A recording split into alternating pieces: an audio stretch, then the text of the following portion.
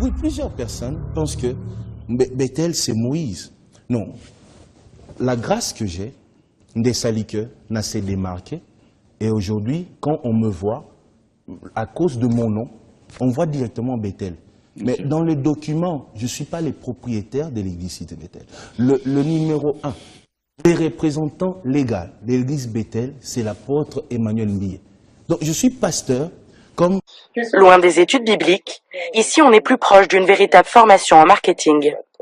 L'objectif, quand on implante une église, c'est de pouvoir chercher un financement qui garantisse au moins les 2 premières années de fonctionnement. Pourquoi? Parce que ça permet... Loin des études bibliques, ici on est plus proche d'une véritable formation en marketing.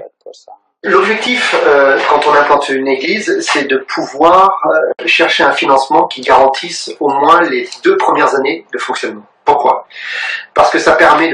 Loin des études bibliques, ici on est plus proche d'une véritable formation en marketing. L'objectif, quand on implante une église, c'est de pouvoir chercher un financement qui garantisse au moins les 2 premières années de fonctionnement. Pourquoi? Parce que ça permet... Le livre à 50 €, c'est un livre vraiment de pointe, il y a beaucoup de bonnes choses dedans. Et en même temps, le livre à 50 €, c'est un livre vraiment de pointe, il y a beaucoup de bonnes choses dedans. Et en même temps, le livre à 50 €, c'est un livre vraiment de pointe, il y a beaucoup de bonnes choses dedans. Et en même temps... Retour en banlieue parisienne. Dans cet hôtel, le pasteur Alain-Patrick Tsanguier se prépare. Merci mon Père et mon Dieu, déjà pour les guérisons. Je te remercie pour les délivrances. Il fait partie de ces vendeurs de guérison au discours bien retour en banlieue parisienne. Dans cet hôtel, le pasteur Alain-Patrick Tsanguier se prépare. Merci mon Père et mon Dieu, déjà pour les guérisons. Je te remercie pour les délivrances. Il fait partie de ces vendeurs de guérison au discours bien... Ce sont des bâtiments qui sont des entreprises prescrits, inscrits, et il y a même parmi ces bâtiments qui se sont inscrits à la chambre de commerce. Parce que j'ai rencontré une dame, elle m'a dit qu'elle a été surprise parce qu'elle avait une entreprise, elle s'est trouvée avec un pasteur à la chambre de commerce. Ok? Et ce pasteur était là parce qu'il avait son entreprise. Et son entreprise était son église. Il avait beaucoup de business, beaucoup de choses. Parce que être pasteur maintenant, il faut être riche. Si vous n'êtes pas riche, vous n'êtes pas pasteur. Mais je vous dis, tous les riches sont des abominables. Des pasteurs riches, ce sont des abominables. Ce ne sont pas des serviteurs de Dieu. Et je vais vous le dire, et je lève ma main. Je vous dis, tous ces bâtiments mégachètes que vous avez en face de vous, avec des quantités de personnes, avec des places ou bien avec des intérieurs, comme si on aurait dit, si on avait déjà été au paradis, on aurait dit c'est le paradis sur terre. Je lève ma main, je vous dis que ces bâtiments ne sont pas l'église de Christ. Luc 12, 32, ne crains point, petit troupeau. Petit troupeau. Je ne sais pas si vous comprenez cela. Car votre Père trouve bon de vous donner le royaume. Vendez ce que vous possédez et donnez-le en aumône. Et la Bible n'a pas précisé à qui vous donnez ou vous devez donner l'aumône. Et je peux comprendre pourquoi les apôtres, lorsqu'on apportait de l'argent aux apôtres, ces argents que les apôtres ramassaient, ils ne gardaient pas ces argents pour eux. Mais ils redistribuaient cet argent. Chose que ces soi-disant pasteurs ou leaders ne font pas. Et je me demande quelle Bible ils ont. Parce que s'il faut prêcher, il faut faire ce qui est écrit. Non parce que vous pensez être bon. Donc dis ce que la Bible a dit. Puisque l'argent doit être redistribué, je vais voir que l'argent se redistribue. C'est ce que dit la Bible. Vous ne le faites pas, vous n'êtes pas l'église de Dieu. Et acceptez-le parce que c'est la vérité, c'est la Bible. Acte 2, 45. Acte 32 à 37. Hein? Acte 6, 1. Donc c'est la redistribution de ce qu'on a collecté pour qu'il n'y ait pas des indigents au milieu de nous. C'est la parole. Vous prêchez quoi? Ah oui, vous allez être contre moi. Nous voulons faire un point avant que je partage avec vous ce que j'ai à partager avec vous. Enfin, surtout, je suis encore dans l'introduction. Jésus-Christ a dit qu'il bâtirait son église. Et cette église qu'il bâtirait, ce n'est pas et ce n'était pas la propriété d'un homme. Chose que nous voyons maintenant que l'église devient des propriétés privées. Et cette chose est tellement vraie, mes bien-aimés, ces gens arrivent même à vendre ces bâtiments qu'on appelle église avec des gens qui se trouvent à l'intérieur comme des fourmis. Et je vais vous expliquer le mot fourmi que j'utilise, pourquoi je l'utilise. Je vais vous dire la vérité là-dessus. Comme des fourmis, donc ces gens ont le droit quand ils sont en faillite, puisque ce sont des entreprises qui se sont inscrites dans la chambre de commerce ou à la préfecture ou à l'État, comme des associations culturelles. Il n'y a pas de salariés, sinon que le pasteur qui est le salarié, le seul salarié c'est le pasteur, mais il y a des secrétaires, il y a des trésoriers, mais que le pasteur est salarié. Donc chose qui est contraire, puisque le pasteur travaille. Ok, continuons. Maintenant,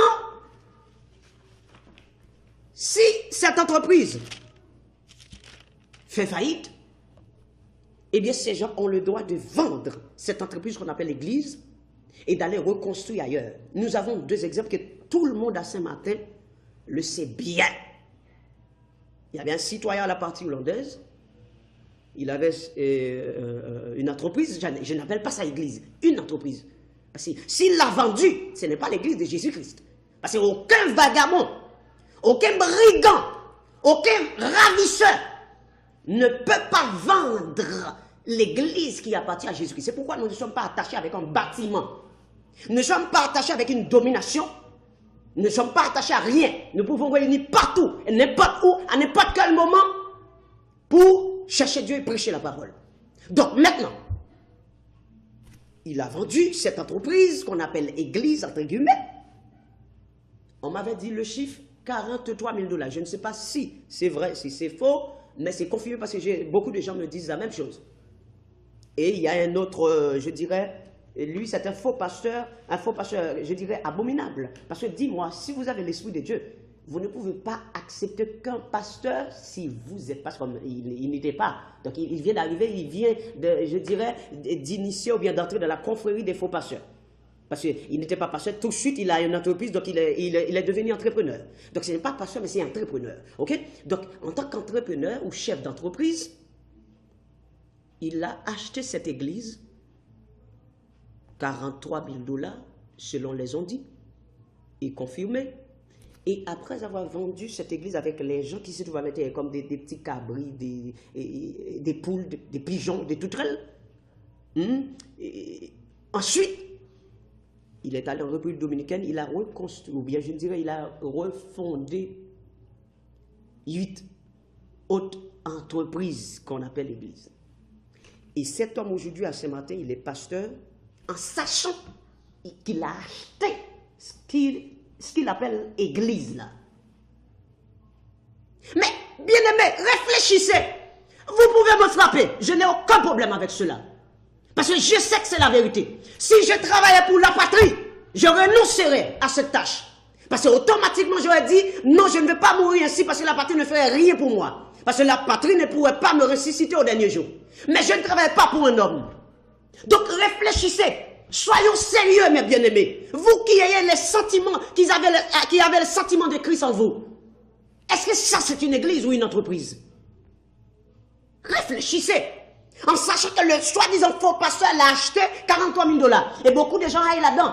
Donc les baptêmes que vous faites, ce sont des baptêmes que Christ vous a ordonné de faire. Faux.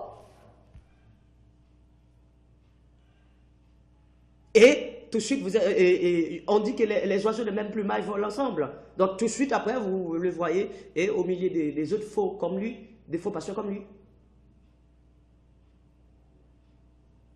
Donc, ça c'est une église? Ce n'est pas une église, c'est une entreprise. Et les gens qui se trouvent à l'intérieur, ce ne sont pas des chrétiens. Ce ne sont pas des chrétiens. Ça n'a rien à voir avec des chrétiens. Ce sont des membres d'une association païenne. Ça n'a rien à voir avec Dieu.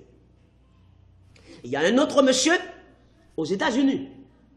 Et aux États-Unis, ce monsieur avait une entreprise qu'on appelle l'église. Et je ne sais pas s'il était en faillite.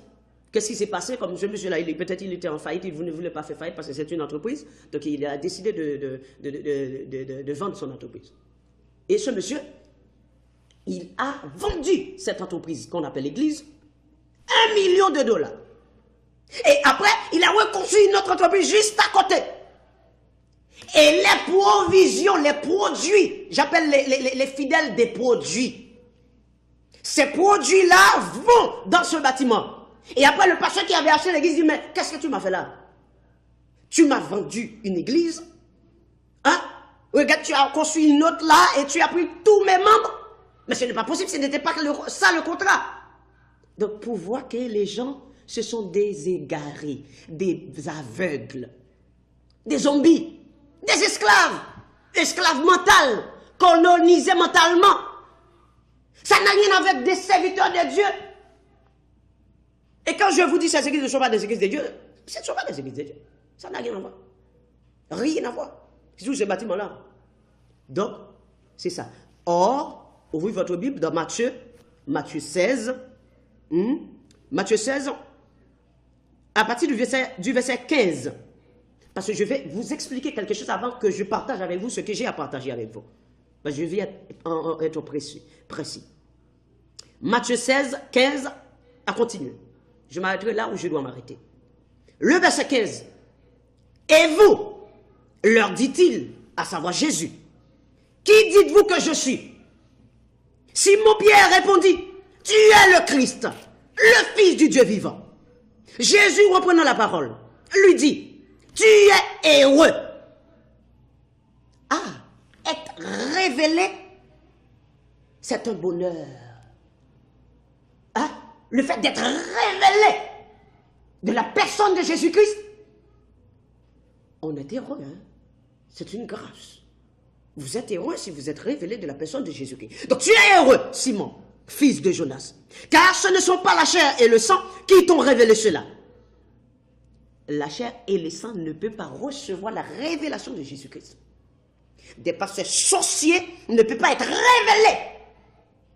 Et Pierre, dans ce texte, va être placé, va être recommandé pour responsable l'église de Jésus-Christ, parce qu'il n'est pas selon la chair et le sang, mais il a été révélé.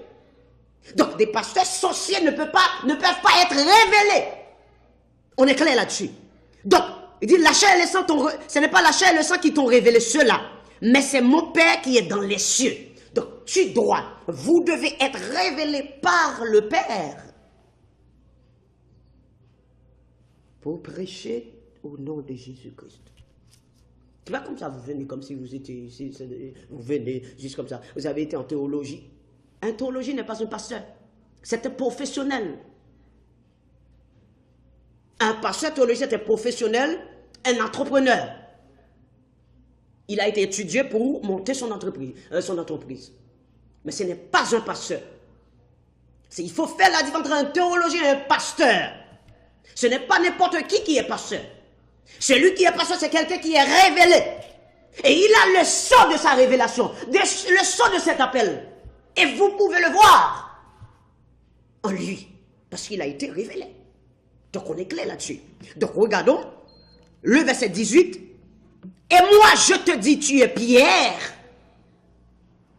Et que sur cette pierre, je bâtirai mon église.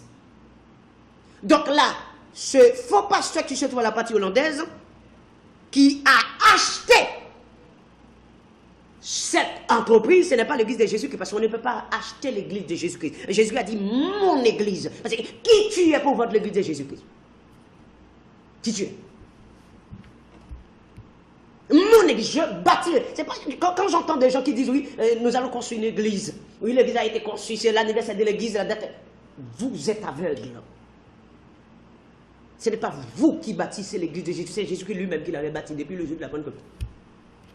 Et ce que vous faites à vous, oui, vous construisez des entreprises, bien sûr.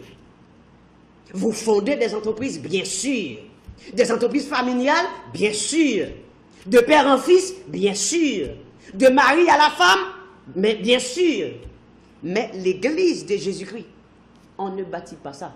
C'est Jésus-Christ qui bâtit son église.